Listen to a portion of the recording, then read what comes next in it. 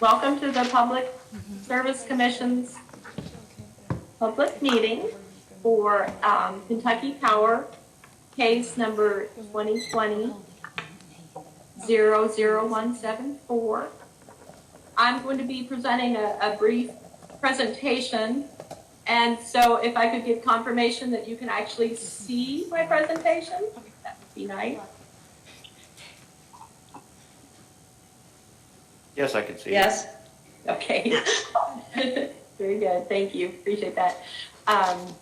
So we have today 2 public meetings for the Kentucky Power case, and then we'll have another one Monday. The times are there. You see 1 to 4 today, and then another from 5 to 8.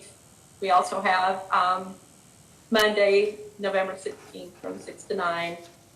I'll just be giving a very brief overview of rate making and also some of the elements that are in the Kentucky Power case.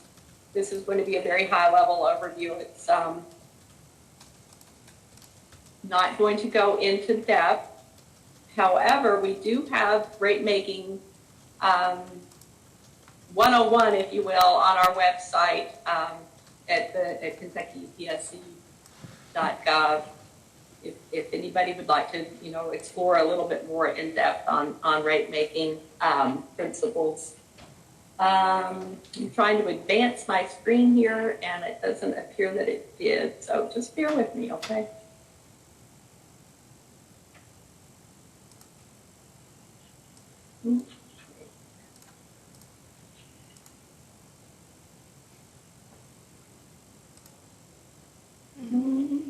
One moment.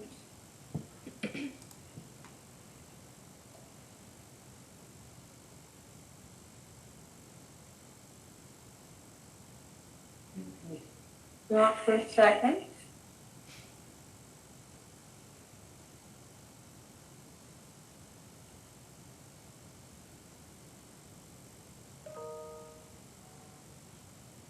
Okay, there. All right, so again, I'll provide a brief overview of the rate making process, a bit of a summary of what was filed in the application, and then we'll have an overview and remarks from the Vice Chairman Chandler about the procedures and the process for today and the subsequent public meetings.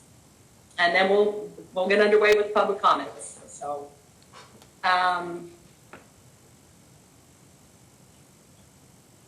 rate making, it's a legal process, as everything that we do at the Public Service Commission has a basis in statutes and regulations. It's for the rate making, it's under KRS 278. Rate making process also involves regulations derived from those statutes, and then legal principles derived from the application of those statutes and regulations. We hear the term or the phrase quite often that rates must be fair, just, and reasonable. While that's not a term that's defined in statute, there are generally accepted principles what that means for people in the industry and in the Public Service Commission. I don't know if Vice Chairman went, by the way. Public at large. I think he went to get his chair. Okay. In that utilities are allowed through their rates to recover their costs of serving their customers. In Kentucky, where we have territory boundaries for the provision of utility service, and so customers within that utility territory must be served by that utility. The concept of for a utility to be able to the opportunity to earn a rate of return on their investment, with emphasis on opportunity to earn a rate of return. It's not a guarantee.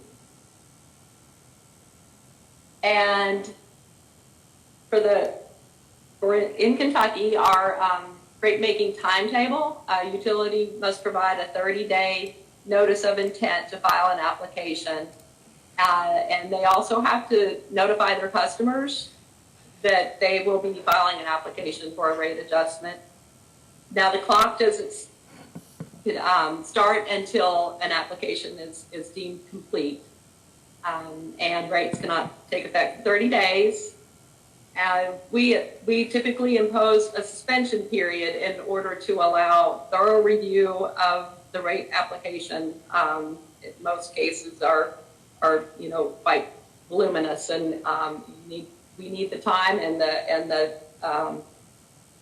the utility and their customers need time to review. So for the Kentucky Power case, that suspension period is up through January 13th of 2021.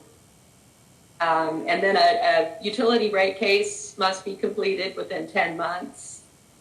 And then upon issuing a final order, rehearing requests can be made within 30 days of that final order. We have the process of, part of the process is intervention, and often interveners will file for a request. They can do that even before an application is actually filed. The Kentucky Attorney General has a statutory right to intervention. All others must show that they represent unique interests and will contribute evidence, and or something that, issues that might not otherwise be brought before the PSC. Part of the process involves discovery, which includes data requests, and interveners, if they're granted intervention, they can be part of that process of discovery. Public meetings are conducted at the discretion of the Public Service Commission, often in rate cases of a nature that most often we have those. For example, one of the ones we had within the last year was in February. We actually conducted that. That was for Duke in the territory in northern Kentucky. And a hearing for this case will begin next week on Tuesday, November 17th. Part of the process includes also post-hearing filings and then a final order based upon the record in the case.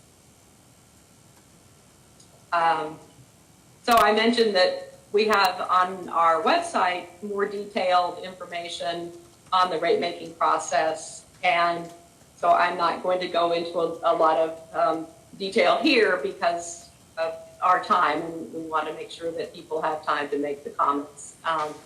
So I will just kind of go over this pretty quickly. It's a two-stage process where that includes determining the revenue requirement for base rates, and then that second phase, or that second part of the process, is rate design, which includes the allocation of cost and revenue over the rate classes, whether industrial, commercial, residential classes. And as part of that rate process, the utilities provide a cost of service study, and the PSC, we use that as a guide. It's not, it's like it says here, it's a guideline, but it's not strictly that,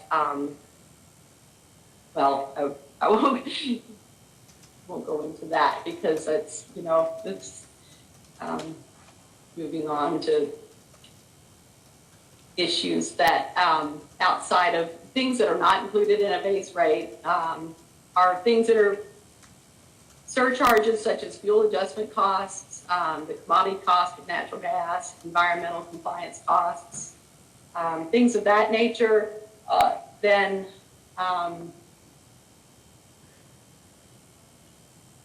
I'm just going to present a little bit on the Kentucky Power application. This is not an inclusive list of what's on the application. So they filed their application with a revenue increase of about 13.16%. And they proposed to mitigate some of this increase by discontinuing the collection of a capacity charge, and also posting approximately $65 million of protected excess accumulated deferred income tax to offset the first year of that rate increase, and a proposed return on equity of 10%. And in the proposal is a grid modernization rider that would include purchase and installation of AMI meters. They also have proposed an electrical vehicle charging, which would be just a provision in their tariff for residential, general, and large general service tariffs for electric vehicle charging. And then net metering change to their tariff, which would discontinue the current tariff for new customers beginning on January 1, 2021. The interveners in the case are listed here. And as I mentioned before, interveners in the case, they have the ability to submit data requests and will participate fully in the hearing during the hearing that begins next week. And next steps are, we have 2 additional public comment meetings, and the hearing that begins next week on the 17th. The hearing will be virtual, but it will be live streamed via YouTube. And there's also a continuing opportunity for people to provide comments, and we will, you can do that through our website, and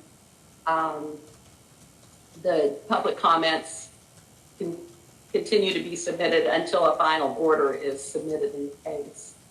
So I'm going to wrap this up and turn it over to the Vice Chairman to provide some remarks about the process for the public comment period for this meeting. And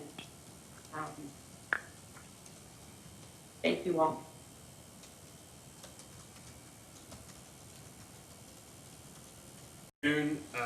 We're here today to take public comments in the Kentucky Power case, Kentucky Power rate case, case number 2020-174. To reiterate the point that Karen made during the overview, the role and obligation of the Public Service Commission is to ensure fair, just, and reasonable rates. My name is Kent Chandler. I'm Vice Chairman of the Kentucky Public Service Commission. This meeting is being recorded for the benefit of the public, the record, and in order for Commissioner Talina Matthews and Chairman Michael Schmidt to review and later consider. We understand in any rate proceeding that there are strong feelings and opinions. We ask that you provide comments today that are respectful and that you're also mindful of the time limit for each speaker. Myself, am here to listen. Kentucky Power is not presenting during the public comment meeting, and neither are the interveners in this case.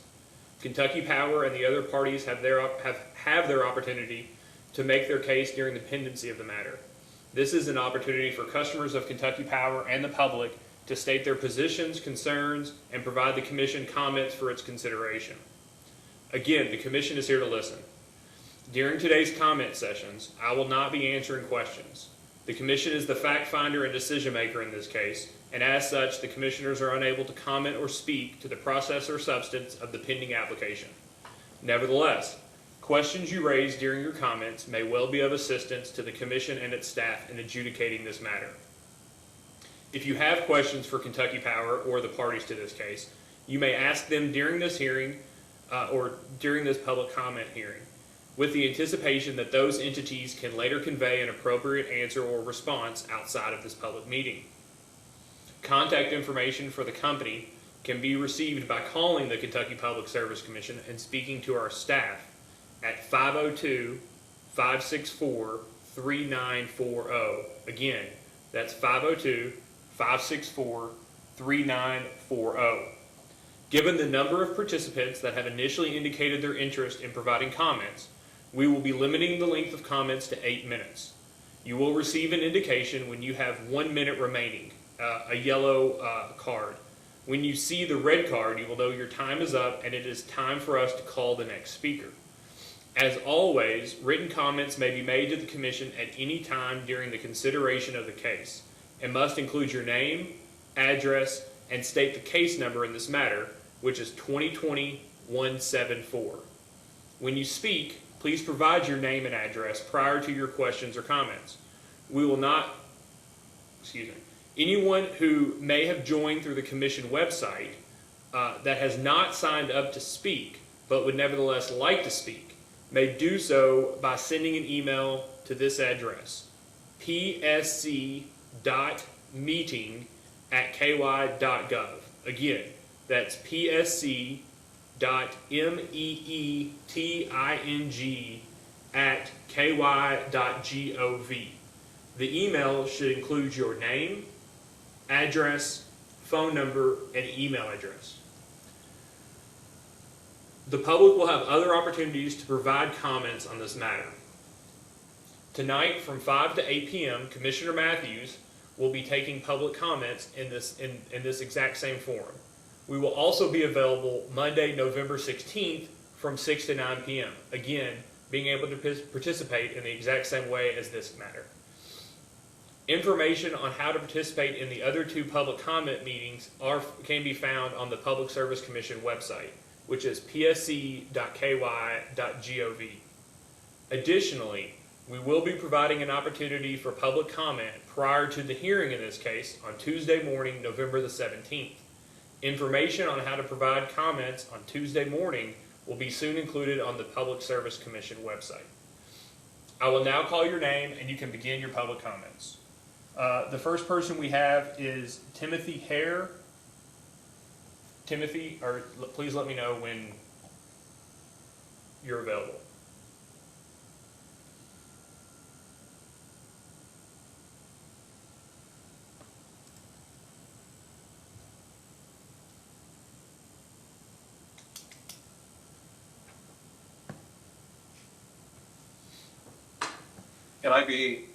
Can everyone hear me? We can hear you. My name is Timothy Hare. Now is not the time. The collection of Kentucky Power proposals directly harm Kentuckians at a precarious time and undermine Kentucky's progress towards developing a strong economy. As a ratepayer, I strongly disagree with the four proposed rate changes Kentucky Power recently brought to the Commission. First, Kentucky Power's net metering proposal punishes prospective rooftop solar customers.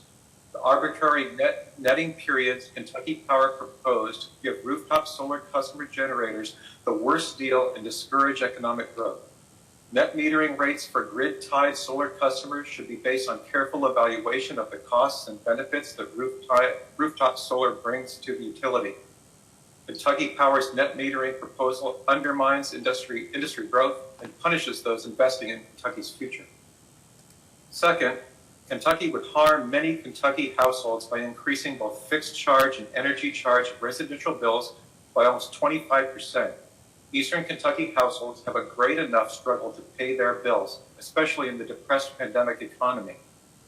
Bill forgiveness on accounts more than 30 days late on May 20th seems insignificant compared with the punishing actual rates Kentucky Power proposed. Such a treatment of ratepayers is unconscionable. Now is not the time to punish Kentuckians. Third, the declining block rate proposals are nonsensical in the face of efforts to support the economy and encourage development. The proposal disincentivizes energy efficiency and punishes low-energy households. The declining block rate only benefits users who use a lot of electricity in the winter, and the benefit is for just 3 months. The proposal punishes customers who invest in efficiency, have small homes, or try to conserve energy. All of us will pay more the other 9 months of the year. All of us will pay more under any circumstances, ultimately. Not increasing our rates would be far more helpful to low-income customers than the proposed declining block rate. Fourth, Kentucky Power does not provide sufficient evidence to show their plan to universally deploy advanced metering infrastructure warrants a $36 million investment. The claim of benefits for residential ratepayers is not substantiated. I oppose universal implementation of smart meters, especially since it is an excuse for Kentucky Power to increase profits while undercutting development of rooftop solar energy and the future of residential energy. Please use your regulatory authority to control Kentucky Power and limit their rate proposal and protect the ratepayers like me. The global pandemic should not be used as a smokescreen to hide cynical power grabs. Thank you for your consideration. Mr. Hare, could I ask for the record, will you please provide your address? I live at 213 Jackson Place in Moorhead, Kentucky. Thank you very much.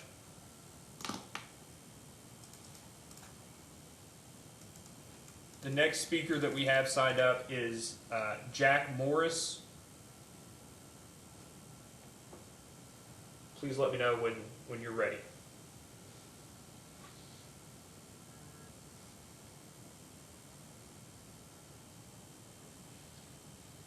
One second, Mr. Morris, we'll unmute you.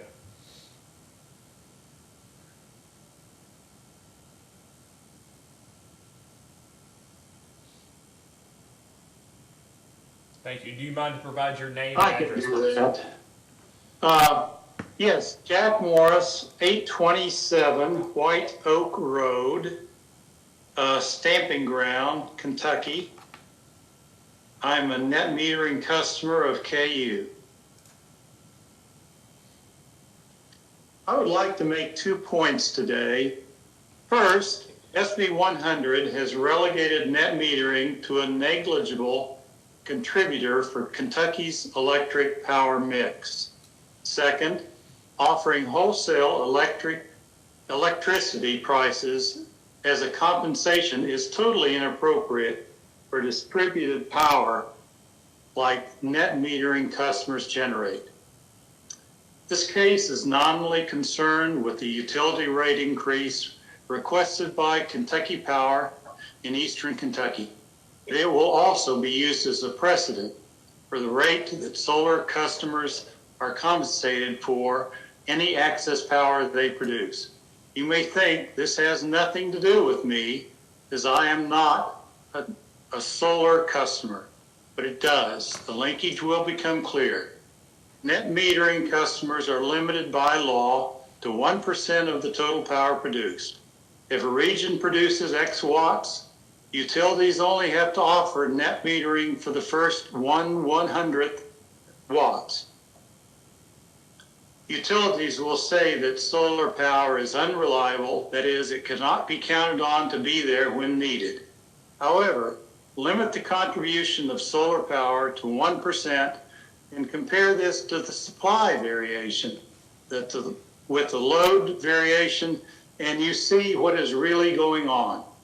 Utilities deal with much greater than 1% load variation on a daily basis by starting and stopping entire power plants.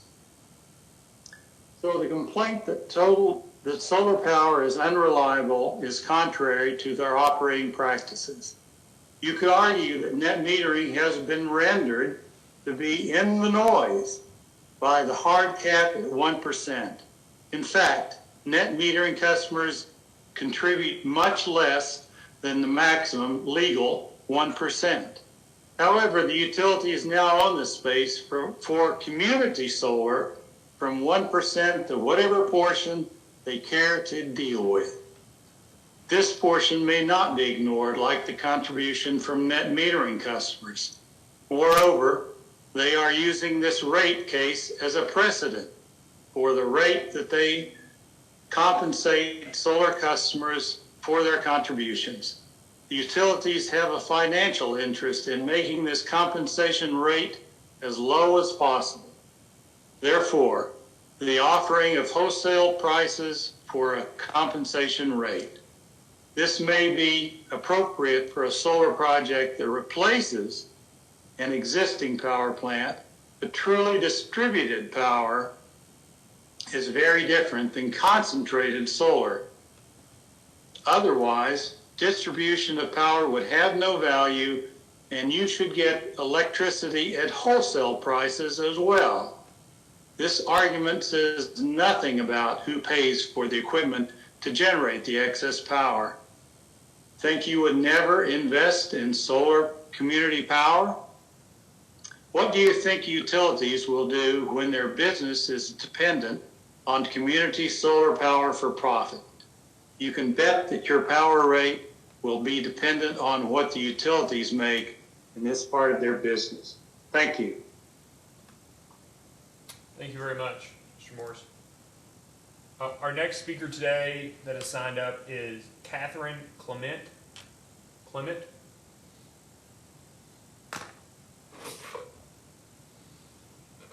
Hi, can you hear me? I can. If you just hold on 1 second, we'll get your camera on screen. Oh, I can't hear you very well. So can you hear me? Thumb up? We can. Okay. Thank you for listening today. My name is Kathy Clement. I live at 212 Preston Avenue in Lexington. I'm not a Kentucky Power customer, but I'm submitting comments because of concern for fellow Kentuckians and because the decisions here may set a precedent for other cases in the state. I see I could turn this camera on. Electric companies provide an essential public service that should be reliable, safe, and available to all. I have many concerns about Kentucky Power's proposals, but I will focus here on how the proposed rate increases and rate structures, given our current realities, pose threats to customer safety. First, many people in Kentucky Power's territory before COVID, and more so as a consequence of COVID, are financially insecure and will be so for some time to come. Even before the pandemic, 23% of Kentucky children were living in poverty and 15% of Kentucky households were food insecure. In Kentucky Power counties, energy burdens overall are above the state and national levels, and for low-income households, average burdens range from a whopping 12 to 17% of incomes. Thus, high energy rates are a significant threat to the safety of Kentucky Power customers. These customers will have to make unsafe choices between paying for electricity, medical care, food, or housing. And many will be disconnected, if not evicted, putting vulnerable members of households at risk. Kentucky Power's wrong-headed, declining block rate structure is not a solution to the high bills of low-income households. Rather, solutions must focus on efficiency programs and upgrades that will have lasting positive effects on usage and bills. Second, in Kentucky, our energy is supplied primarily from fossil fuels. Fossil fuel pollution and climate change are recognized serious threats to public health. Kentucky Power's proposed rate structures feed these threats. Both increasing the basic service charge again and the declining block rate structure discourage energy conservation and discourage investment in the efficiency upgrades and renewables. Thus, these rate structures discourage actions needed to reduce pollutants and greenhouse gases and so threaten our safety. The same is true for Kentucky Power's net metering proposals. These unjustified proposals ignore the benefits of rooftop solar and will make investments in rooftop solar unaffordable for nonprofits, small businesses, and all but the wealthiest of individuals. This is grossly counter to the public interest of Kentuckians. Aside from the apparent use of rates to eliminate competition and eliminate energy choice, this threatens our safety. These proposals would shut down a key mechanism for protecting our health, climate, and energy resilience. The public interest demands that we encourage energy efficiency and find ways to help families with upgrades, and demands that we encourage distributed renewables. Given the realities of financial distress, fossil fuel pollution, and the climate crisis, Kentucky Power's proposals are a threat to our safety and simply make no sense. Kentucky's electric utilities provide an essential public service, and customers currently have no choice in providers. Utilities and regulators must not operate in a vacuum. They must work on business models that recognize present realities and that align with the public interest. Thank you.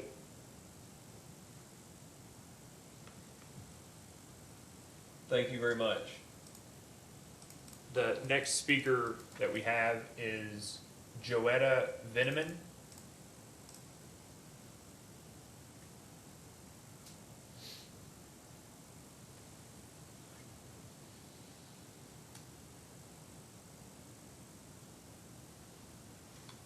Ms. Veneman, can you hear us?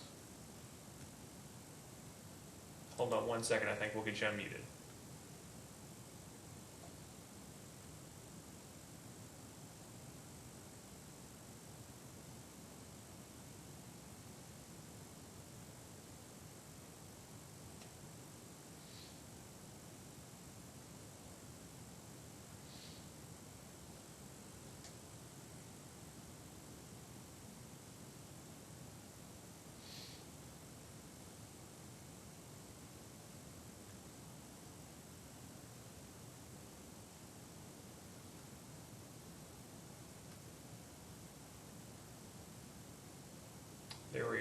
if you could state your name and your address, and then the floor is yours to provide comments.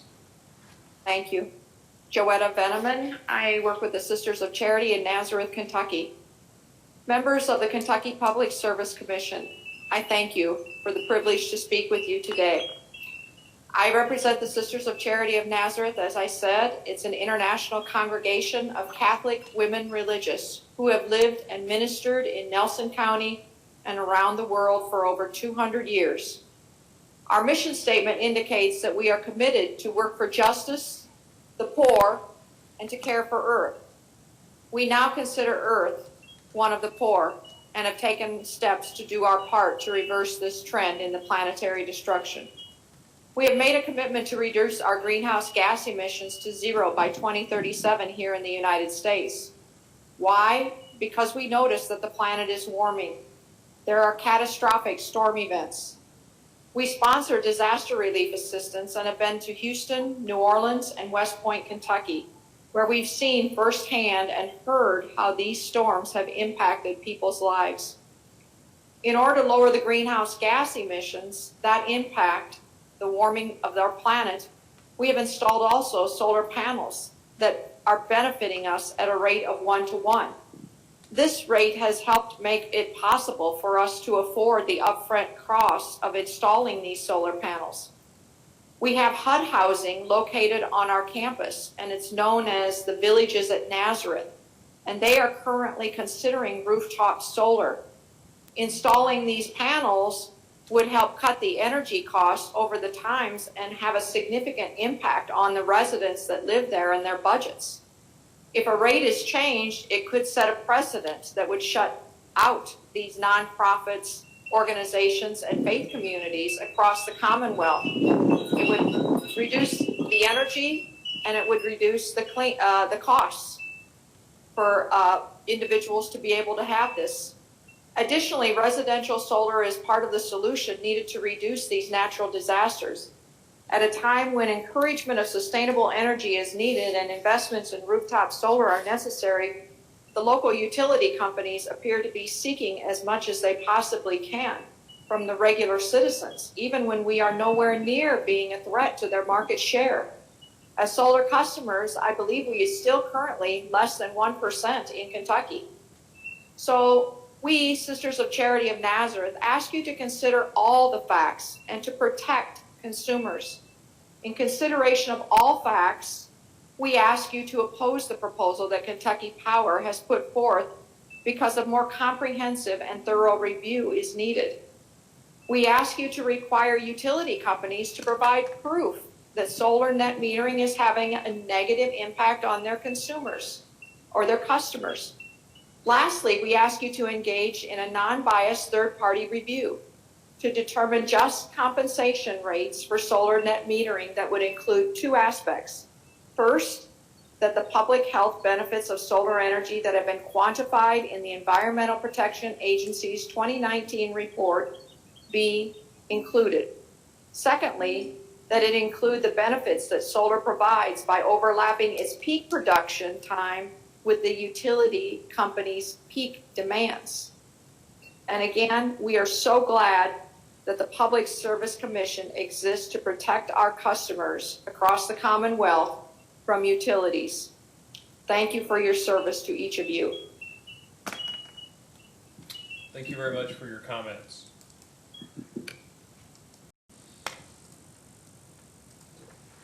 As of now, we have no other active speakers that have signed up to speak. As I mentioned earlier, the Public Service Commission will keep this open until 4 o'clock. Anyone wishing to speak, again, should send an email to psc.meeting@ky.gov. This will stay live, and we will be here until 4 o'clock. Soon we'll have something on the screen for folks that join after this active session to direct them what to email and where to email their information so that they can provide public comment today until 4, and then again starting at 5 o'clock when Commissioner Matthews is here. So at this time, we will be putting it on mute and awaiting to whether or not there is anybody else that logs in to provide public comment. Thank you all.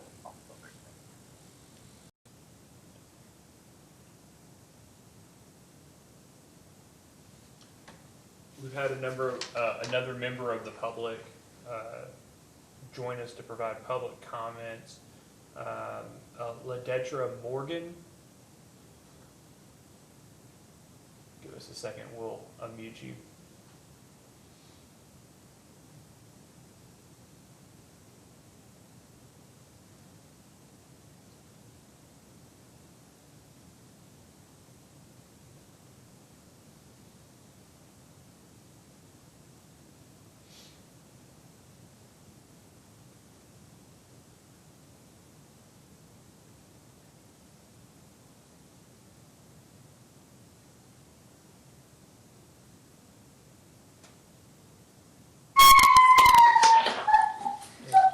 Ladetra Morgan, can you hear us? Yes, I can. Okay, I apologize, I've mispronounced your name. Oh, it's okay. Do you mind please state your name and your physical address? Yes. My name is Ladetra Morgan, and my physical address is 49 Astor Lane, Essie, Kentucky. All right, thank you, and the floor is yours to provide public comments. All right, thank you so much. I felt really compelled to attend this meeting and make a public commentary just because I am a middle school English teacher in Hyden, Kentucky, and Leslie County, Kentucky. And as a teacher, you know, I have multiple degrees. I've gone to school for a long time, and it is still really hard to pay my electric bill most of the time. And I'm in a better position than I would say over half of the people that live in my community. And when I think about these rate increases, I understand that AEP is a business. I'm well aware of that. But at the same time, my thoughts go directly to my students, the children in my communities. Eastern Kentucky is, 9 of the 30 counties, the poorest counties in the United States are in Eastern Kentucky, according to the Lexington Herald. And so when you think about those kinds of things, especially with COVID and the things that are going on in the world right now, our kids are literally in this community being fed by school lunch programs that are still functioning even during the COVID crisis, and by missionary groups like Big Creek Missions. And so when I think about AEP rate increases, all I can think about is these kids that are already, a lot of them are hungry. Now, as the winter months progress and things are getting colder outside, now they're going to be cold on top of being hungry. And I don't think that is a very good service that, we're providing to these families and communities here. Oh, thank you for your comments, Ms. Morgan. Thank you. And again, we will be providing the opportunity for public comments until 4 o'clock this evening, then again from 5 until 8 this evening.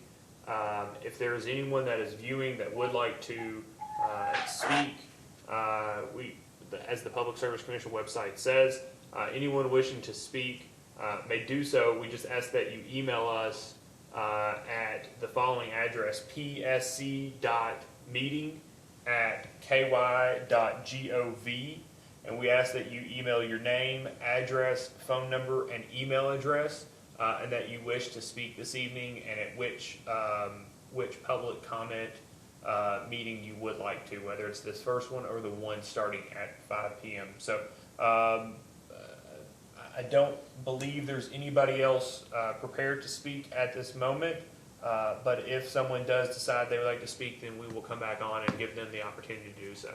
Until then, we will go back on the mute and provide the information on the screen so that people can participate. Thank you.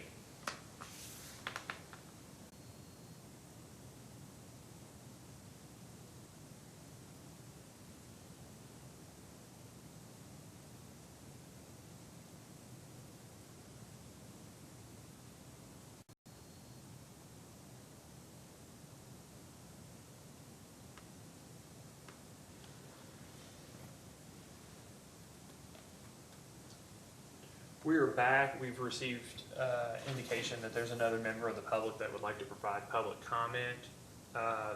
Is there a Mr. Seth Long? Yes. Mr. Long, I can hear you. If you would like to please state your name and your address, and the floor is yours to provide public comment on this matter. Sure, thank you. My name is Seth Long. The address is 65 Bentley Avenue, Whitesburg, Kentucky.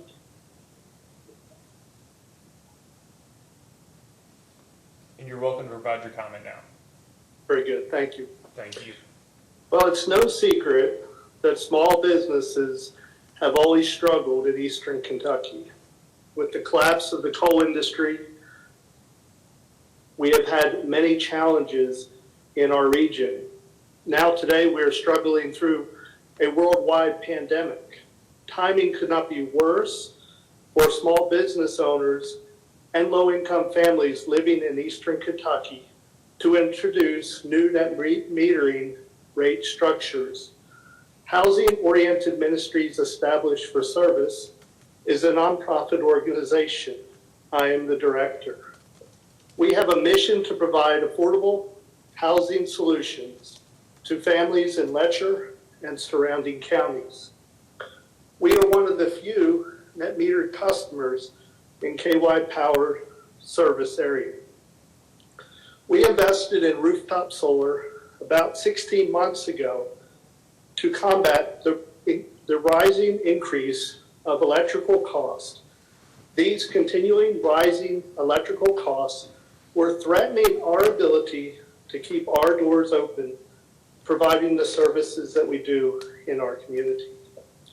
In the last 16 months, with rooftop solar, we have insulated ourselves against future rate increases, decreased our energy costs, while realizing the importance that a role of solar can play for a small rural community like ours, especially for businesses.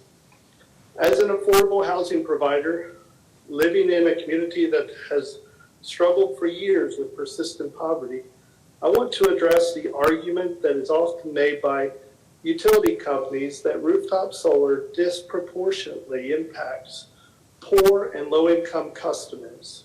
As one on the front lines of helping low-income families reduce their energy costs every day of my life, I reject the powers company claims with everything that is in me. I ask, why is Kentucky Power proposing rate changes and other measures that would raise the rates, disincentivize solar, and energy efficiency? If they truly cared about low-income families, they would be incentivizing these types of energy-saving activities. As I write, our organization is now adding a net metered system to a home of an elderly woman in Letcher County who earns less than $18,000 a year. Her energy cost will now be less than $30 a month. In Letcher County, I know of a farm growing produce sold to low-income families through the pharmacy program. I know of a local community center serving residents in and around the community they serve. I know of 5 other small businesses that have installed solar, and they've installed solar to withstand these rising costs of electricity in our region, enabling them to continue serving our community and providing jobs that are desperately needed during our time. These businesses are vital to serving our poor community.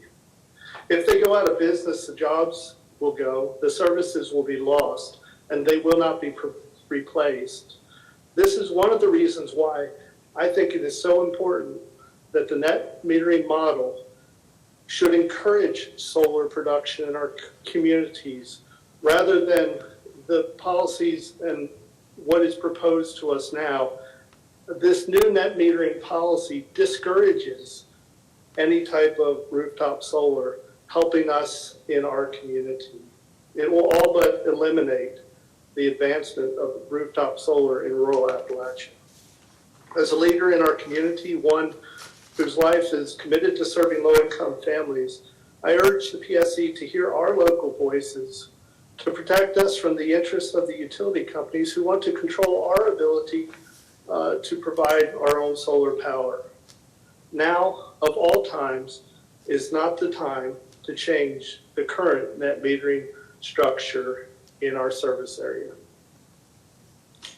That concludes my comments. Thank you very much for your comments, Mr. Long. At this time, I don't believe we have any other members of the public prepared to provide public comment. We'll continue with this session until, for another 30 minutes until 4 o'clock, in which time we will take a break from 4 o'clock until 5 o'clock, and Commissioner Matthews will be present at 5 o'clock to continue another 3-hour session. Insofar as someone contacts us with an interest to speak within the next 30 minutes at this meeting, we will ensure that they have the opportunity to do so. Again, I'll remind you that if you are online and viewing this and you would like to provide a public comment, that you can do so by emailing psc.meeting, that's psc.meeting@ky.gov, in your email that you're seeking to, when you're seeking to speak. Please include your name, address, phone number, and email address.